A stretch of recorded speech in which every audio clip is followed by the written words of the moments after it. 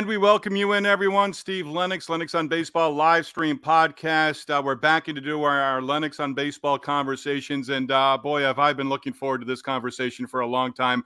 Former Major League Big League coach, That's like jumbo shrimp. But Rich Donnelly has been gracious enough to spend a few minutes with us. Rich, we're going to hit a lot of different topics. But handful of years ago, I picked it up. I don't know what bookstore I was in, but it's in my top 3 books of all time from the baseball world. The Chicken Runs at Midnight with Tom Friend, and Rich Donnelly joins us now. Rich, we'll thank Roberta again at the end for helping us out. I do appreciate your patience with everything and getting us on board here. Thanks so much for taking a couple of minutes with us. And let's get right into where you're at present day. As there's a lot going on around baseball. We're going to talk Jim Leland. We're going to talk a lot of different topics. But what are you up to these present days here? Well, I do a lot of my first love. That's racquetball. Play about 5 days a week. I've been playing this for, oh my Lord, for 30, 40 years. And now it's 78, or I'll be 78 here in another month or two. Play 5 days a week with a lot of 50-year-old state champions. And that's my drug. That's my passion. I do it every day. Playing golf, watch my 12 grandkids play ball. 12. I give hitting lessons to about 65 kids in our valley. And then my other part of that is if they're in high school and they're committed to working hard and getting good grades, I try to get them scholarships to schools, because that's what their goal is, to play beyond high school. So that keeps me pretty busy. Plus, I do a lot of speaking around the country. I just got back from Knoxville. I speak to different organizations down there. I spoke to a number of oncology doctors who they work in brain tumors at the University of Tennessee. So I spoke to that group, and with my daughter passing away with a brain tumor, it was appropriate that I was asked to speak there. And like I say, I do a lot of speaking. I do about one or two a month around the country. Mainly they want to know about the Chicken Runs at Midnight and the whole story behind that, and then whatever, and then my career and a story about my son Michael, who was also passed away, and now also about my 2 daughters who were at the Las Vegas shooting years ago and came within about an inch of losing their life, but they saved the girl's life in front of them. So all that together, plus all my growing up and everything that was put into the book. So reached out to you, and we've been connected. You're on social media, you're on LinkedIn, you share a lot of different things, and like you said, with all the public speaking engagements, everything sort of goes together with your baseball career. How do you best summarize The Chicken Runs at Midnight, published 2018, and has it changed the way you summarize and describe the book to people? Well, it's a great miracle story. It's changed my life. Like right in the middle, I always tell people my life was like running the bases. And when I got to first base in my life, I was doing good. I got to second base, I was doing real good. Then I got out of the baselines, so to speak, and needed somebody or something to get me back in the baseline.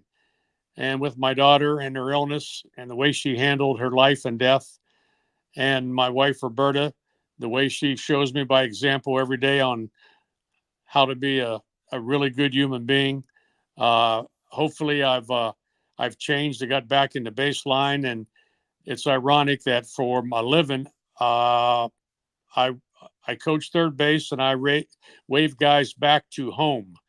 And in my life, I needed somebody, my daughter, my sons, my wife, to be my third base coach and wave me back to the place that I was most happy in my younger days, and get me back to home. And hopefully that's what I've done, and where I'm on my way to get there. It's a daily process. I tell people all the time, I've been blessed so far, 77 3/4 years on this earth. That adds up to about 22,000 days. And I'm ashamed to say I've wasted about 15,000 of those. So I figure whatever days I have left, maybe I can make it up and try to get to my goal and try to get back to home where I was as a youngster. Where do you get the reminder daily, weekly, monthly, yearly of your daughter, Amy? And where's that come from these days? It just comes from inside you. It's my faith. It's my wife's faith. And I haven't tried everything else, but that's the only way to go. That's the only thing that makes sense to me. I tell people all the time, I'm trying to be, I don't like to come out and say I'm a very religious person. I think that's kind of self-serving, but here's what I do. I try to go to church, go to mass every morning and thank the Lord for all he has given me. And people say, wait a minute, you lost a son, you lost a daughter, you almost lost two other daughters. But I've had an awful lot of good things happen. And because of all that, hopefully it's changed my life and I'm indebted forever. So each day, I just try to draw strength from within, from my daughter. I talk to her every day. Hopefully she'll be proud of the way I'm doing now. And like I say, try to get back to that goal of getting back to home. There's a possibility of this, The Chicken Runs at Midnight, becoming a movie. You're involved with that. Is Tom Friend also involved with that? And could you talk about your relationship with Tom all these years later? Well, I'll go backwards. Tom and I have a great relationship. He's the one that first saw the story, and he was the director, producer, writer of the ESPN piece, which was nominated for an Emmy. It's a 9-minute video. It's powerful. And after he did it, he asked me, Rich, this is the miracle story. He said, I've talked to a number of people, Tim Kirchin, a lot of great writers around the country. And he said, have you ever written a book? And I said, I haven't even read a book. So we agreed to do it. And he flew here to my hometown, Steubenville, Ohio. And we spent about 3 or 4 days just talking to everybody I grew up with. And he thought the story should start with me growing up here in Steubenville. And from the time I was 5 years old, I had a brother who played pro baseball. And my life was destined to be in baseball. My dad was very, very strict with me. And my childhood was kind of different from most other childhoods. It was tough. But as I look back, it was probably the best thing for me at that time. But my whole life was designed to be in baseball. I mean, a lot of parents, they think their kids are going to be in baseball and then they get sidetracked. Well, my journey to baseball was just not going to be sidetracked. And the thing about it that I liked, Steve, is that I wanted to be in baseball. I wanted to work hard. I wanted to go through the minor leagues. I had no idea that I would ever be in the big leagues or be close to the big leagues. But you just kept on, through all these people I've met in my life, inspirations. I tell people all the time, my heroes were my best friends. I had a great friend. I still do. He's my lifelong friend and my hero, Dan Abramowitz. A lot of people don't know him. People in New Orleans will know him. He played 15 years All-Pro with the Saints, a wide receiver. And he was my very best friend and my hero growing up. And a lot of his inspiration was showered on me. And we used to dream when we were little of him playing in the NFL and I being in the big leagues. Well, he spent 24 years in the NFL, made All-Pro, ended up being a coach in the NFL for Mike Ditka. And I ended up with a Hall of Fame manager, Jim Leland, and coaching for over 30 years. So we both got to pretty much our goals. But when we were 10, 11 and teenagers, we still had those goals in mind. And we were different than everybody else, Steve. We were just different. We didn't want to do nothing else. We were freaks. We call each other freaks because we put everything else sideways to get to where we wanted to get. Rich, you mentioned talking with Amy every day. If you had conversation with your dad, what would that entail? What would you tell him? Well, it's just that she never, I got a picture over here, of course, and but she never leaves my mind. And what I talk to her a lot, Steve, is when I do something stupid. If I trip, if I down, if I spill milk all over the kitchen, I'll just look up and say, "How about that one, Amy?" I said that was a good one, wasn't it? And I know if she was here, she would be all over me. She was you know, she would laugh at what her dad did, but uh, uh, and in the book and and then hopefully in this movie, what we've tried to say is that in the book, when I first got married, I had 3 boys and a girl. And I thought the boys were all going to be like me and be in athletics, which they were. My son, Bubba, great college basketball player. My son, Michael, a college kicker. And my son, Tim, a college baseball player, now a baseball coach at Marshall University. Over here was Amy. Girls' sports weren't big then. So she sort of got the, over here, go over here, Amy, stay on the sidelines. I thought my 3 boys were going to be like me. And what I found out painfully, after she passed away, she was the one that was like me more than the boys. She was the one that had a sharp tongue. She was the one that was tougher than heck. And I didn't see that. And that's part of the book, trying to tell people that I let my goal of getting to the big leagues get in my way of not raising my children, but loving them more, going to their interest more, paying more attention to them. And especially a girl, because like I say, back then in the 80s, girls weren't into sports like they are now. If they had been, she'd have been a great soccer player, basketball player, but they just didn't have teams back then hardly. So if they did, they weren't very, nobody ever talked about a girl getting a college scholarship. So I said, well, the boys will get one. Amy, you'll be whatever. You'll be you'll go to school and be a school teacher or something like that.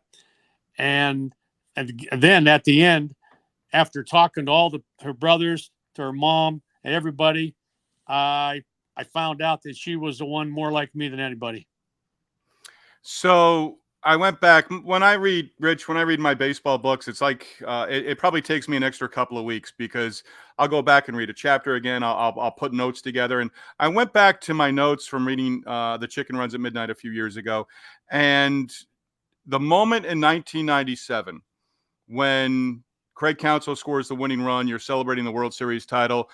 What was it like 20 minutes later? Tim is the one who points out to you, the chicken runs at midnight. But what was it after you left the field, that emotion? Did it burst at some point?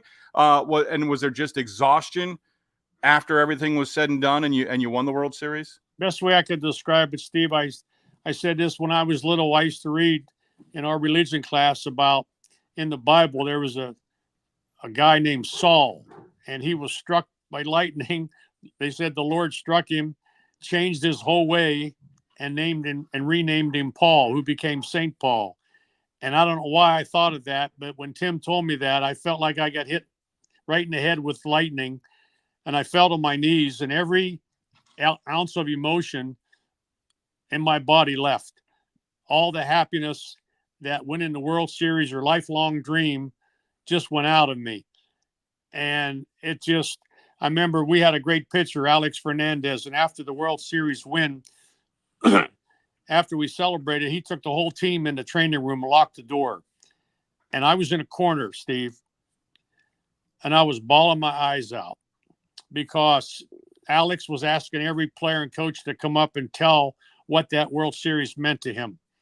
And I didn't want to ruin the moment. Everybody was so happy, and it was so great. Here I am. I'm hiding under the training table in the trainer's room going, Alex, please don't call on me. I don't want to ruin this. I was bawling my eyes out. Nobody knew about the chicken runs at midnight yet. No one knew about it. Craig Counsell was next to me. He didn't know about it. And I was like too embarrassed to say something.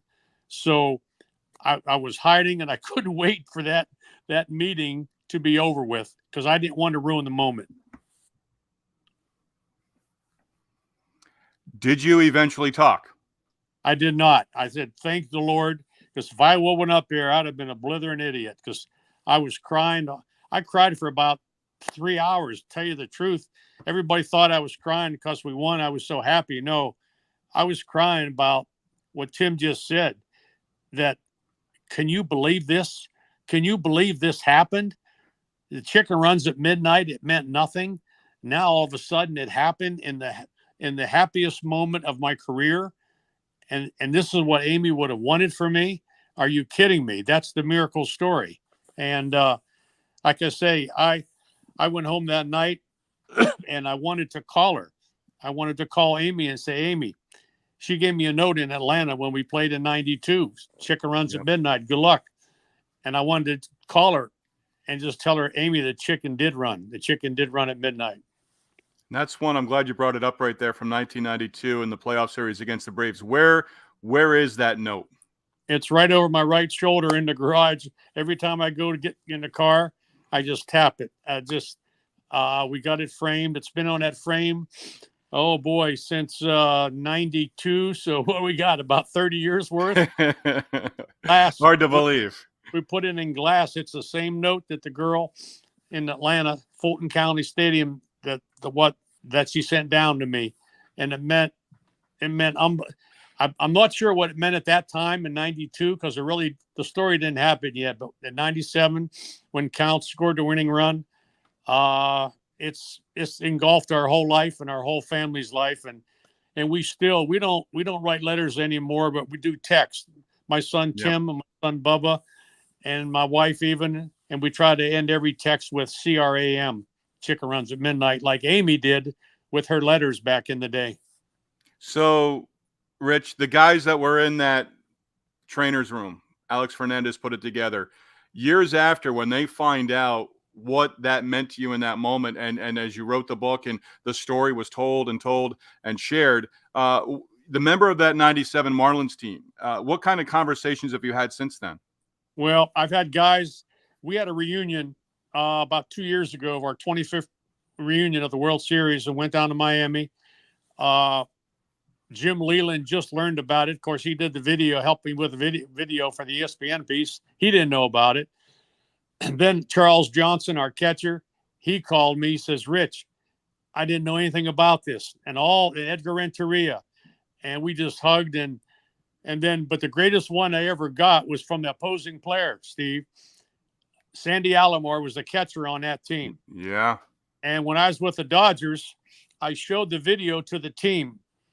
And afterwards, Sandy looked over at me. He got mad at me. He come over and give me a big hug, and he says, why didn't you tell me before that World Series started? We had no chance to win. That story had to be told. He said, if you would have told us that, we wouldn't even had to play it. And he says, we had no chance to win. That story had to be told. And then, of course, my dear friend, Mike Hargrove, who was managing the Indians. I'm godfather to one of Mike's daughters, and I named my son Mike after him. And he didn't even know it. So all these people throughout the years, but a lot of those players, Alex was down there at the reunion. Gary Chef was there. All these guys, because I didn't want to ruin it. I didn't want to. Everybody was so darn happy, Steve. I didn't want to go, hey, by the way, look what happened to us. No, I was almost ashamed to say it. And I think I did an article in the Dallas-Fort Worth paper someday, because the guy asked me, what'd you do this afternoon at Arlington when you went to the game? And I started to tear up. He said, what's the matter? I said, I went down Randall Mill Road, which is the same road the ballpark was on, and I visited my daughter's grave. And then I had to tell him the story. And he went, oh my Lord. So when he wrote it, a lot of other guys around the country saw it.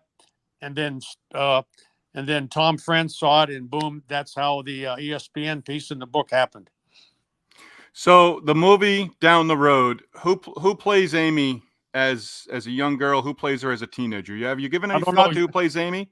Who plays Rich Donnelly? Whoever it is, they're going to have a big job to do. Me, they can get any idiot to play me. Jeff Steffen from California Avenue Productions. He was a double for John Travolta in a couple of his movies, and he's from Pittsburgh. But he spent time in Hollywood. He saw the story, and we signed a deal a couple of years ago. This takes time to do.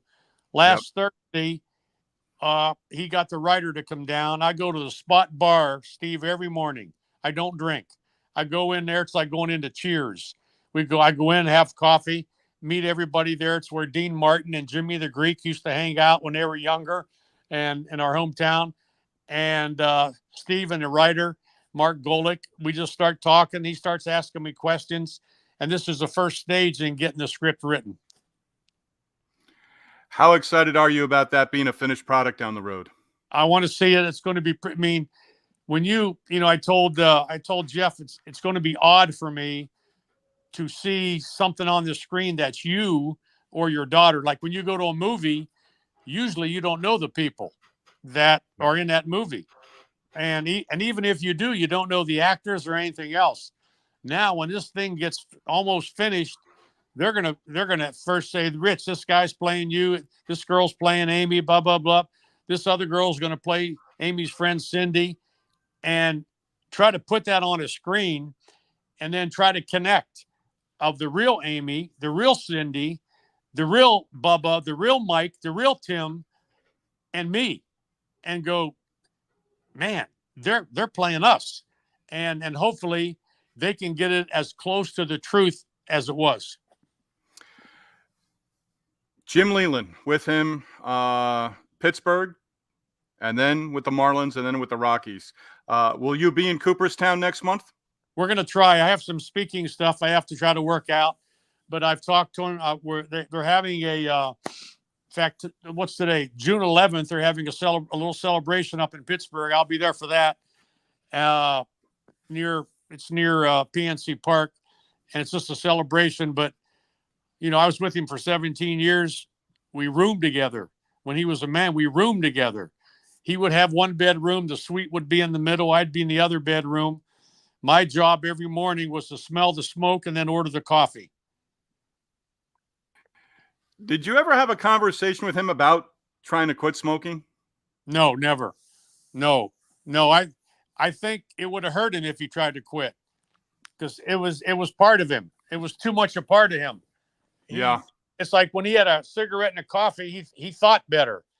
And Steve, he used to make the lineups up the night before, and he used to have the matchups up. And he'd be over there firing up those Marlboros, drinking a coffee, fire the Marlboros. And if you take that away from him, I think it would have hurt his creative genius. I really do. Because that was part of him.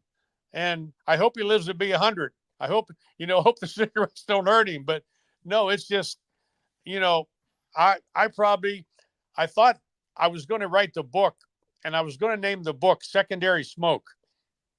But I thought, no, he'll be offended by that. Because I got more secondary smoke from him than any person alive. I room with him. Saw the pile of cigarettes every day. And we'd go golfing, and he'd smoke one every hole. And then we'd come home, and he'd smoke one for the dinner. I mean, he smoked during the game, and he tried to hide it. Went down the runway and stuck it in his hand and tried to puff it. But all that together, honestly, it sounds crazy. You take that away from him, I think you take part of him away. And the word genius, you can't throw that around a lot. He's the smartest baseball man I've ever met, and the best manager I've ever been around. He's way ahead of the game in all phases. I Googled you, I Googled him, the relationship, and I came up with a video. I think it was recent, but he basically said, he was talking about you, very complimentary. I don't know if you saw it or not, but he said the message to you always was, Rich, you don't have to be perfect, but you better be. Yeah. Was that something that he said a lot? Oh, to me, well, he said it to me a lot, because all the years we were together, I organized spring training. And it's a big job. You can ask any of these coaches now that do it.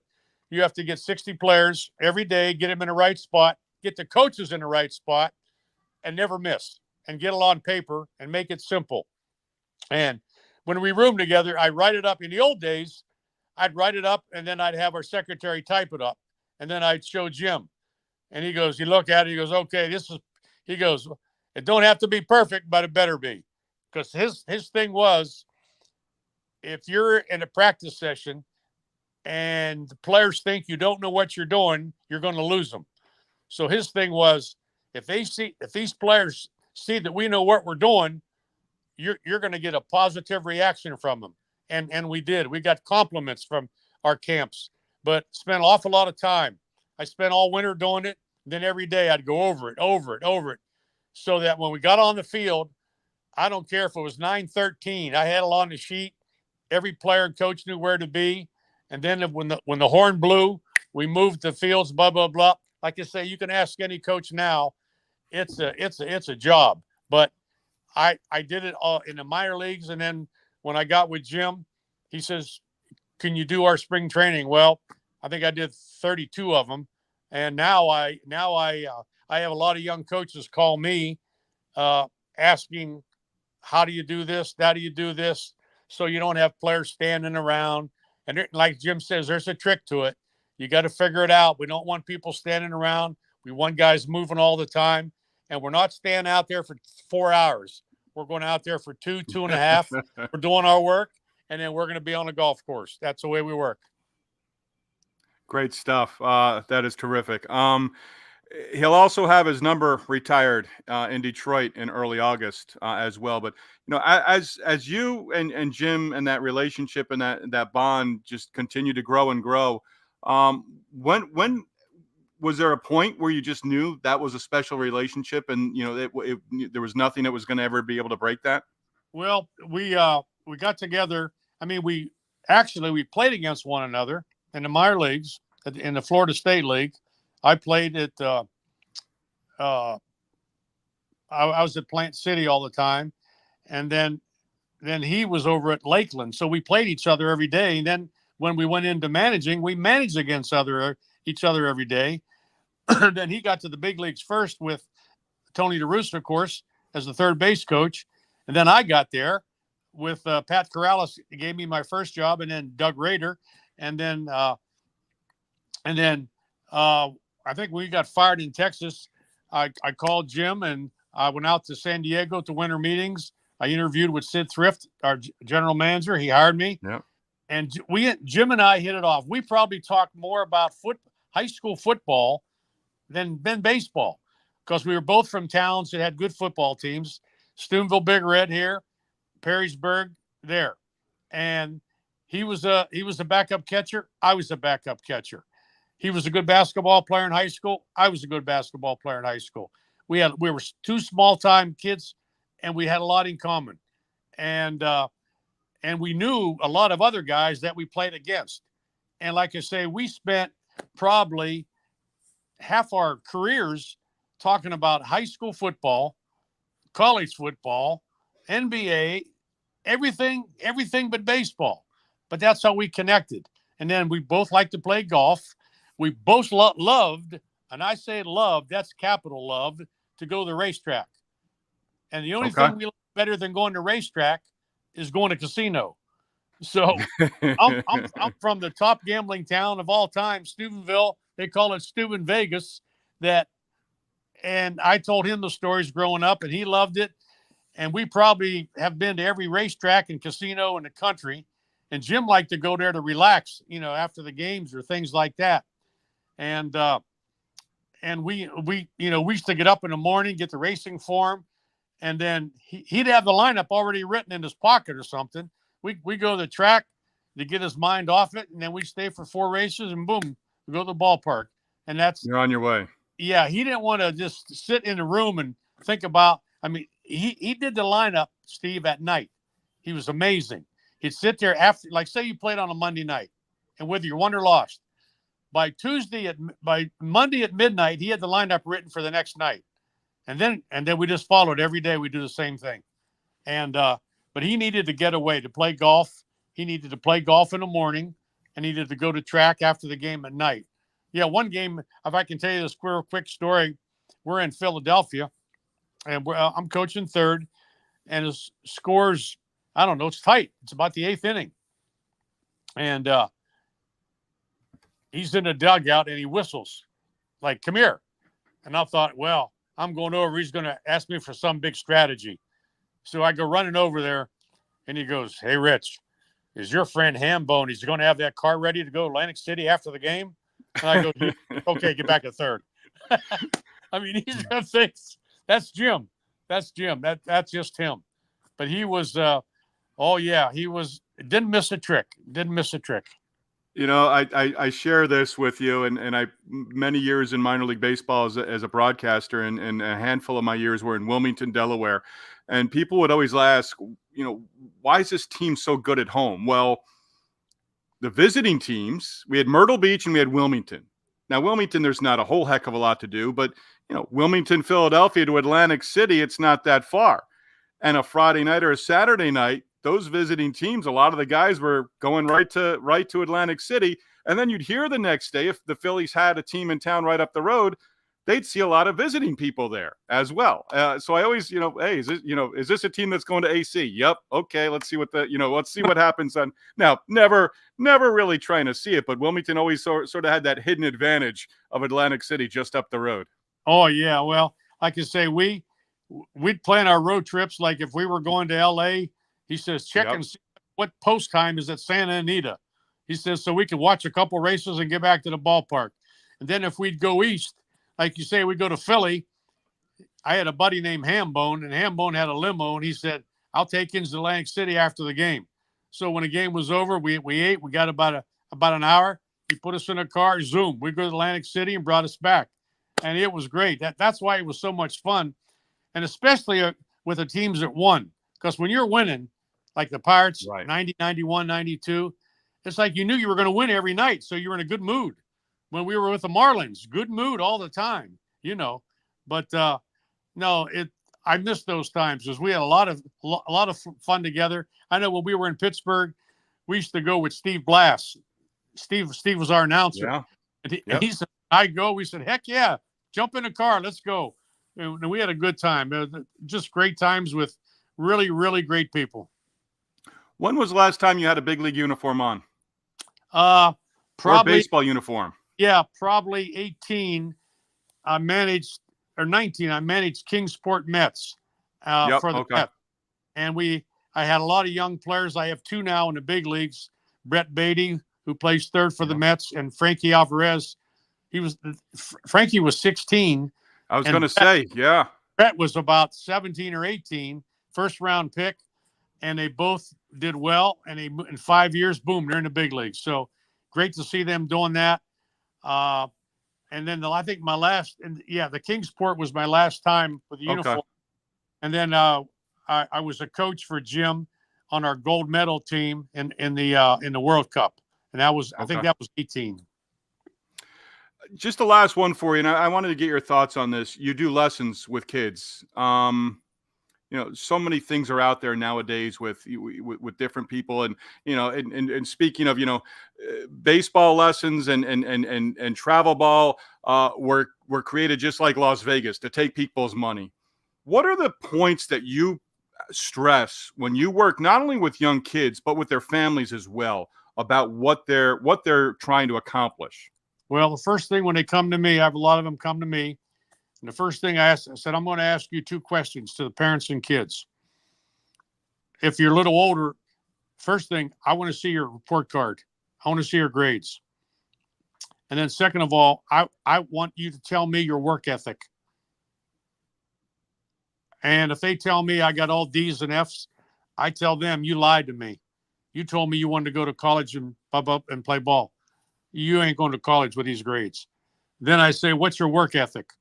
Well, I once in a while I hit. Not, you lied to me again. I said, if I tell these kids to do this, Steve, get a poster in your room and type up the big words, if. You just told me you wanted to be a ball player. You wanted to go. If you want to do that, then you got to have good grades to go to college. If you want to be a player in college or maybe pro ball, you have to have a work ethic that's like a freak. You got to be different than everybody else. Now, if you want to do those things, I will work with you all day. But if you just want to go out and hit and hit 600 in Little League, I tell them this too. I say, what'd you hit in Little League? 500. The parents, 600. I said, that's the last time in their life they're going to hit 600. It gets harder. It gets harder. And just because you hit 600 in T-ball has no effect on what's going to happen down the road. What I do, Steve, I try to give them the path to get to college or to get to pro ball. I can't get them there, but I can tell you the way to get there, not because of me, because all the great players that I've seen, coached, and the journey. And it's hard. It gets harder. It don't get easier. It's almost like life. When you're little, you got much in kindergarten. What are you worried about? What flavor sucker you're going to get? Then it gets harder. Then you get out of college, it gets even harder. Now you got to get a job. Baseball's the same way. As you move up, high school, college, I've had people say, well, I think my kid can go straight to AA out of high school. And I said, really? Really? Then you've never been to AA. And I tell them this. If you think your kid can play pro ball, go to a Class A, take your son and go to a Class A game and watch it. And then come back and tell me what you think. Or go to a good college game and tell me whether you think these guys can play. That's what you have to do. Rich Donnelly joining us here on our Lennox on Baseball Conversation. I think we lost Rich there for a moment. We're going to see if we can bring him back in. There we go. Something happened there, but you know what? Yeah, I tried to erase it. Of course, I messed it up. No, you nailed it right there in the end. And I'm glad I asked that because chapter 2 in The Chicken Runs at Midnight is fathers and sons. Oh. And I'll tell you right now, I got 2 teenage boys. And your answer right there, whether baseball and they don't play sports, they're involved in other things where they compete, in the arts. But that answer right there and the if is what I will share with them along with this book because I think it's time for them to read. So I think that's I'm so glad we just got into that, and I love the answer that you provided there. Yeah, one quick thing I want to make sure that I tell parents, not every kid's made to be a ball player. Yep. If you want to be a doctor, fine. You got to be different. You got to be a freak. You got to study hard. If you want to be a teacher, if you want to be a plumber, if you want to be a construction worker, it don't matter. Whatever you want to be, go full speed ahead. But if you're asking me, because this is what I do for a living, Steve, my wife will not let me try to fix anything in the house. I can't. I'll break something. I don't know how to do nothing else. My whole life is very narrow. Coach third base, that's about it. Coach third base and coach players. But I tell them, whatever you want to do, doesn't have to be baseball. But if it is baseball, I'm going to tell you the road. And the road got a lot of potholes and a lot of barrels, and you got to get around them. I hope you get to Cooperstown if that's the plan. I know you said you had some plans, but I really appreciate this. The book is absolutely one of my favorites, and I appreciate you taking the time. Please extend to the entire family, including Roberta, for helping us put this together tonight. Steve, it's been great. Thank you. Rich Donnelly joining us here on our Lennox on Baseball Conversations. Rich was terrific. I've been wanting to do that for a long time. Having the 2 people here, there's the book right there. Could not recommend it enough. And is a possibility down the road where it's a process. And Rich talked about that. But if that's a movie that's in the theater, the whole family's going. And I might even go twice. And then nowadays it'll be out and we can watch it on TV a month later. Tom Friend wrote the book with Rich Donnelly, The Chicken Runs at Midnight. Amy passed away in 1992. She sent the note to her father when the Pirates were in the playoffs. She was back home. She could not make the trip down to Atlanta. She sent the note, The Chicken Runs at Midnight. And it was basically, Amy in a car coming home from a game and asking her dad about, how he set up at third base. And then for some reason, she said The Chicken Runs at Midnight. And that's been a part of the Donnelly family for many, many years. Our thanks to Rich Donnelly. Our thanks to you as well. Our Lennox on Baseball Conversations available on our YouTube channel at Lennox on Baseball. Back at it tomorrow as we continue our daily recaps of the 2024 Major League Baseball season. Wednesday, hopefully able to shore up and confirm an interview that we'll be doing on Thursday, where we're going to talk with Steve Ketman about his recent book involving Sandy Alderson. And that's going to be a lot of fun as well. We'll hopefully shore that up and put that together for this upcoming Thursday. Again, a tip of the cap, job well done, and a wonderful conversation with Rich Donnelly, and a thank you to his wife, Roberta, as well. As we were kind of scrambling to get things together. The StreamYard thing is great, but now apparently guests have to kind of go through hoops a little bit, but we got it done. As always, we appreciate the support. Give us a follow on the X, formerly known as Twitter, at Lennox on Baseball, and we will continue to put these interviews together as we brand Lennox on Baseball, where baseball stories are shared.